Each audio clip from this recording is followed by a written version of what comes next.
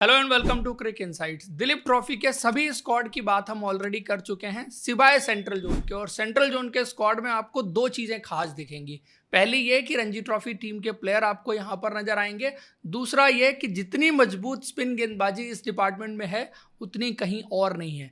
आप ये भी कह सकते हैं कि इंडिया की कोर जो है स्पिन गेंदबाजी की वो आपको इस जोन से खेलती हुई नजर आएगी। तो शुरुआत करते हैं, कप्तान ध्रुव जोरेल को बनाया गया है। और ध्रुव जोरेल इंडियन क्रिकेट में वो प्लेयर है जो इमर्ज कर रहा है। और अब तक जितनी क्रिकेट उन्होंने इंडिया के लिए खेली है टेस्ट क्रिकेट में, उसमें उन्होंने ये दिखाया कि उनके पास अच्छी टेक्निक है, अच्छा टेम्परामेंट है और वो लीडरशिप की क्वालिटी है, कैरेक्टर है उस प्लेयर के पास, जो आपने अब तक उनकी इंडिया की टेस्ट क्रिकेट में देखा है। इस वजह से जो फ्यूचर लाइन ऑफ लीडरशिप है उसमें ध्रुव जोरेल को पुश किया जा रहा है और सेंट्रल जोन की कप्तानी सेलेक्टर्स के द्वारा उनको दी गई है।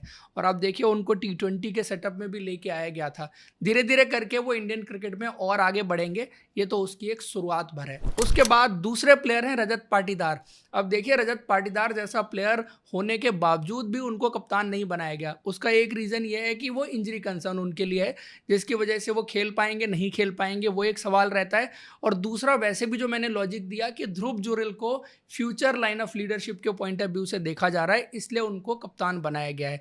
तो रजत पाटीदार अच्छा प्रदर्शन आईपीएल में भी किया, डोमेस्टिक में भी किया। यहाँ पर इस टीम में खेल पाएंगे नहीं खेल पाएंगे ये उनकी फिटनेस पर डिपेंड करेगा। तीसरे प्लेयर हैं इस टीम में 24 साल के यूपी से खेलने वाले आर्यन जुआल। और आर्यन जुआल का प्रदर्शन पिछले 2 साल में रणजी ट्रॉफी में बहुत ही कमाल का रहा है। Right hand wicket keeper batsman, opening करते हैं। इस सीजन 7 मैचेस में 714 रन, 4 सेंचुरी बनाई, 250 बनाए, 79 की एवरेज थी। और पिछले सीजन इतने ही मैचेस में 577 रन थे, 2 सेंचुरी थी, 250 थे। तो पिछले 2 सीजन में कुछ 1300 के आसपास रन उन्होंने बनाए। बहुत ही कंसिस्टेंट रहे, टेक्निकली साउंड हैं, टॉप ऑर्डर में बल्लेबाजी करते हैं। और ये वो उन चुनिंदा प्लेयर्स में से हैं जो विकेट कीपिंग करते हैं, साथ में ओपनिंग बल्लेबाजी करते हैं। यूपी की कप्तानी भी इस सीजन कर रहे थे। उसके बाद चौथे प्लेयर हैं डेनिस मैलेबर। 22 साल का ये प्लेयर इस सीजन जिस तरह से इमर्ज किया और इस प्लेयर ने जो क्वालिटी दिखाई, जो टेक्निक इसके पास है, जो टेम्परामेंट इसके पास है, क्योंकि बड़े मैचेस में, नॉकआउट्स में इन्होंने इस बार विदर्भा के लिए बहुत इंपॉर्टेंट रोल प्ले किया, बहुत क्रूशल रन बनाए। विदर्भा की टीम जो चैंपियन बनी है उसमें डेनिस मैलेवर की परफॉर्मेंस बहुत ही ज़्यादा क्रूशल रही है। और उसके बाद जो विदर्भा प्रो T20 लीग थी वहाँ पर T20 क्रिकेट में 100 बनाया। तो ये प्लेयर अभी बहुत यंग है और पहले सीजन में जो झलकियाँ इसने दिखाई हैं, ये इंडियन क्रिकेट में बहुत आगे जा सकता है अगर इसी तरह से अपनी परफॉर्मेंस को कंटिन्यू करता है तो। उसके बाद 5वें प्लेयर हैं संजीत देसाई। नाम सही से सुनिएगा क्योंकि आधे मीडिया हाउसेस ने संजीत देसाई का संचित देसाई छापा था। उनको ये नहीं पता कि ये प्लेयर कौन है, कहाँ से खेलता है, उसका नाम क्या है, क्योंकि संजीत देसाई को संचित देसाई छापा गया। छत्तीसगढ़ से आने वाला ये प्लेयर इस सीजन जो है वो 7 मैचेस में 693 रन बना के गया, 3 सेंचुरी बनाई, 350 बनाए, मिडिल ऑर्डर में बल्लेबाजी करते हैं और बहुत टाइम से खेल रहे हैं। ऐसा नहीं है कि पहला सीजन था तो किसी को नाम नहीं पता। 2018 से ये प्लेयर जो है वो खेल रहा है और इस सीजन स्पेशली जो है बहुत कमाल का प्रदर्शन करके गया है। उसके बाद अगले प्लेयर हैं कुलदीप यादव। और कुलदीप यादव को इंग्लैंड के दौरे पर तो जगह नहीं मिली, बट यहाँ खेलने को मिलेगा और अपने जौहर मुझे लगता है कि यहाँ पर कम से कम जरूर दिखाएंगे और दोबारा से सोचने पर मजबूर करेंगे सेलेक्टर्स और टीम मैनेजमेंट को कि अगली बार जब टीम चुनी जाए तो मुझे जरूर 11 में सेलेक्ट किया जाए। अगले प्लेयर हैं आदित्य ठाकरे। 26 साल के, 8 मैचेस में 28 विकेट लिए। Gentle medium pace fast bowler हैं, स्किल, स्विंग, सीम, इन सब चीज़ों पर रिलाय करते हैं और बहुत कंसिस्टेंट परफॉर्मेंस रही है विदर्भा के लिए। इस सीज़न भी, पिछले सीज़न भी लगातार अच्छी गेंदबाजी करते हैं, विकेट्स निकालते हैं। लेकिन अगले लेवल पर जाने के लिए आपको जो एक्सेप्शनल गेंदबाजी चाहिए वो शायद अभी तक दिखी नहीं है, लेकिन परफॉर्मेंस को रिवॉर्ड किया गया है और इसलिए इनको इस टीम में चुना गया है। उसके बाद अगले प्लेयर हैं दीपक चहर। 33 साल का ये फास्ट बॉलर, पता ही नहीं चला कि कब खेलते खेलते 33 साल के हो गए। 5 मैचेस में 17 विकेट इन्होंने लिए और एक 5 लिया था इस सीजन। इनकी फिटनेस को लेकर के बहुत सवाल उठते रहते हैं, क्योंकि जब भी आते हैं एक मैच खेलते हैं फिर इंजर्ड हो जाते हैं, चाहे आईपीएल हो चाहे इंडिया टीम हो। अब इंडियन क्रिकेट ने इनसे बहुत दूरी बना ली है, ये अवेलेबल भी होते हैं तब भी इनको सेलेक्ट नहीं किया जाता, लेकिन इनके पास क्वालिटी है गेंद को स्विंग कराने की, गेंद को मूव कराने की, प्लस बैटिंग एबिलिटी जो है, जो इन्होंने एक श्रीलंका के खिलाफ मैच में दिखाई थी, उसके अलावा भी बीच बीच में दिखाते रहते हैं। इस सीजन अच्छी चीज़ ये थी कि आके इन्होंने लंबी गेंदबाजी की, एक फाइफर भी लिया, 122 ओवर की गेंदबाजी इस सीजन इन्होंने की है, साथ में बल्लेबाजी में भी एक 50 रन की पारी इनकी तरफ से देखने को मिली थी। सो ऑल एंड ऑल जो फिटनेस के इश्यूज थे वो थोड़े से शॉर्ट होते हुए नजर आ रहे हैं, इसलिए आपको आईपीएल में भी लगातार खेलते हुए दिखे थे। उसके बाद अगले प्लेयर की बात करें, सारांश जैन, एमपी से खेलने वाले 32 साल का ये प्लेयर, 7 मैचेस में 21 विकेट हैं, और फर्स्ट क्लास क्रिकेट की बात आप करेंगे तो 2013 से खेल रहे हैं, बहुत लंबे टाइम से खेल रहे हैं। पिछला सीजन इनका बहुत कमाल का था, जिसके बाद ये इंडिया ए के लिए भी खेले, बल्लेबाजी भी करते हैं, फर्स्ट क्लास का 100 भी इनके नाम है, और क्रूशल कंट्रीब्यूशन पिछले साल भी एमपी के लिए बल्ले से भी आए, और गेंदबाजी तो अच्छी कर ही रहे थे। लेकिन अब बात वही आ जाती है कि ऑफ स्पिनर्स और भी निकल करके आ रहे हैं, तो कितना आगे और ये जा पाएंगे, लेकिन दिलीप ट्रॉफी की टीम में एक इंपॉर्टेंट रोल अपनी टीम के लिए प्ले कर सकते हैं। उसके बाद 10वें प्लेयर हैं आयुष पांडे, छत्तीसगढ़ से खेलने वाला 21 साल का ये बैट्समैन, बहुत इंप्रेसिव था। पिछले साल डेब्यू किया था इन्होंने, लेकिन इस बार एक्चुअल में जो है वो इनकी परफॉर्मेंस देखने को मिली। 7 मैचेस में 744 रन, 2 सेंचुरी, 3 50, और कमाल की बल्लेबाजी इन्होंने की, बहुत ही कंसिस्टेंट रहे, लगभग हर पारी में हर मैच में ये रन बना रहे थे, तो ये क्वालिटी इनके साथ है। और दूसरा बहुत यंग है, अभी जस्ट 21 साल का ये प्लेयर। उसके बाद 11वें प्लेयर हैं one of my favourite batsman in domestic cricket, Shubham Sharma, 31 साल का ये प्लेयर बहुत लंबे टाइम से खेल रहा है। सारांश जैन, रजत पाटीदार, शुभम शर्मा, ये सिमिलर बैच के हैं, 2013-14 एक साथ आके एमपी के लिए खेलना इन्होंने शुरू किया था, और बहुत टाइम से बहुत रन इन्होंने एमपी के लिए बनाए हैं। बट इस सीजन जो इनकी परफॉर्मेंस रही है वो शायद मिसरीड की गई। 7 मैचेस में 943 हैं, 104 की एवरेज है, 300 हैं, 450 हैं, ये सब आंकड़े एक तरफ। दूसरी तरफ अगर आपने मैचेस देखे हैं इस सीजन के, पिछले सीजन के, उससे पिछले सीजन के, तो शुभम शर्मा हमेशा अपनी टीम के लिए डिफिकल्ट रन बनाते हैं।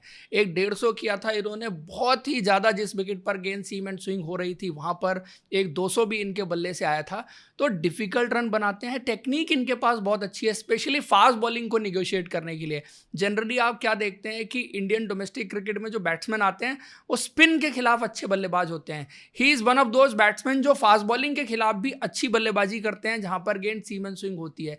और ये वो प्लेयर है जो शायद टॉप लेवल पर इंडिया खेलना डिजर्व करता है। डिजर्व करना से ज़्यादा मैं कहूँगा कि उस लेवल की क्वालिटीज़ रखता है। लेकिन चूंकि अब वही बात है कि 31 साल के हो गए हैं और सारे प्लेयर भी फ्रेम में हैं जिनको मौका नहीं मिल पा रहा है, तो फिर इनकी बात बहुत कम होती है। But he is a very good player. उसके बाद 12वें प्लेयर हैं यश राठौड़, जिन्होंने इस सीजन रणजी ट्रॉफी में सबसे ज़्यादा रन बनाए, 10 मैचेस में 960 रन, 5 सेंचुरी जो कि सबसे ज़्यादा थी, और 3 50 भी बने, उनकी टीम चैंपियन बनी।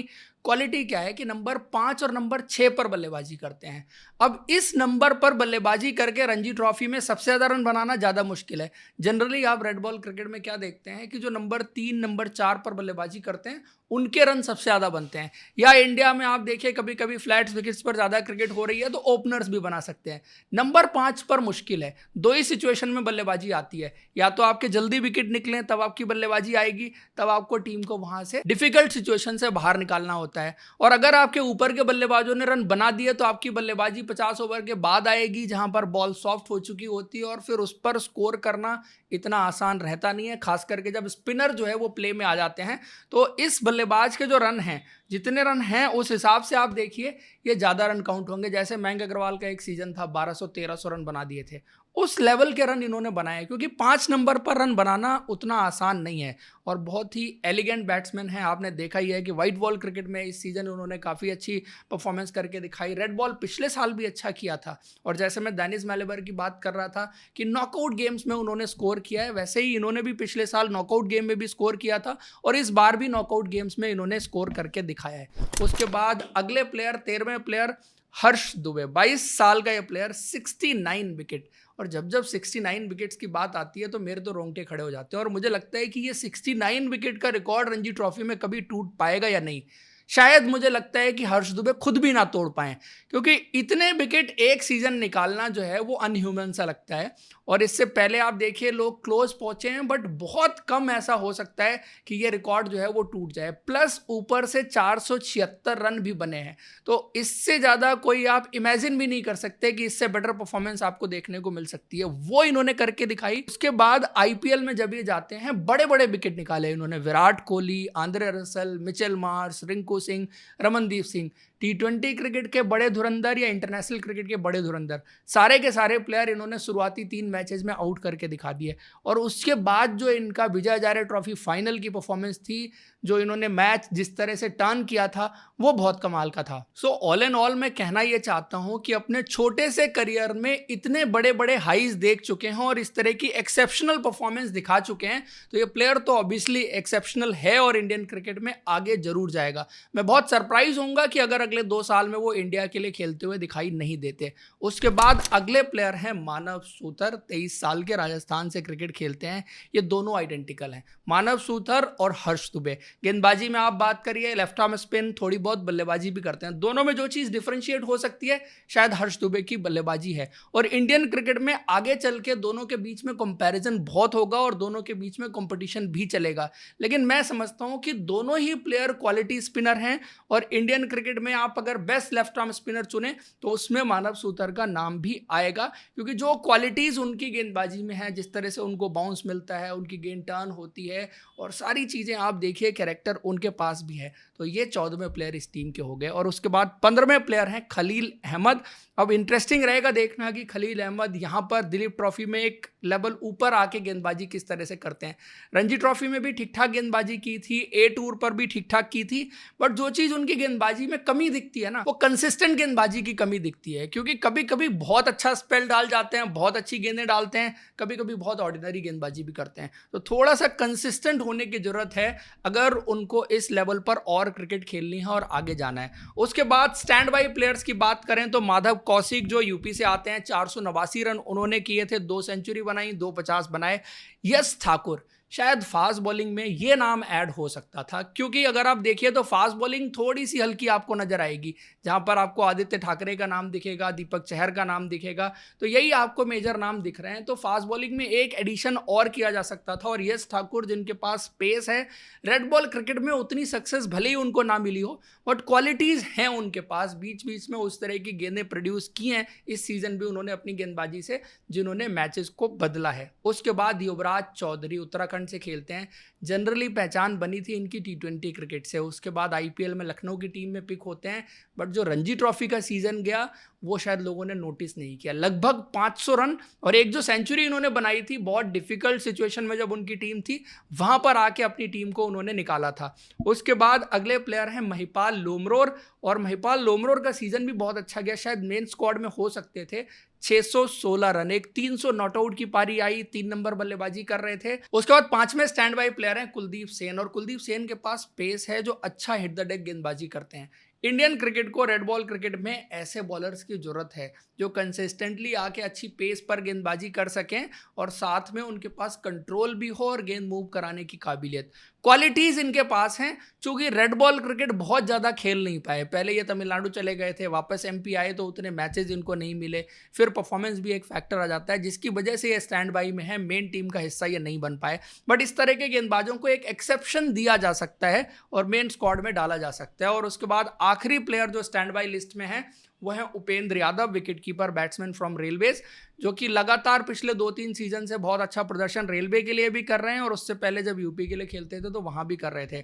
लेकिन अब ये जो विकेटकीपर की रेस और लड़ाई है इंडियन क्रिकेट में और ज़्यादा मुश्किल हो चली है, जहां पर उपेंद्र यादव शायद थोड़ा पीछे छूट गए हैं, जिसकी वजह से पिछले साल वो दिलीप ट्रॉफी खेल रहे थे बट इस बार स्टैंड बाई में आपको नजर आएंगे। तो दोस्तों ये है स्क्वाड सेंट्रल जोन की टीम का। आप लोग बताइए कितना मजबूत है।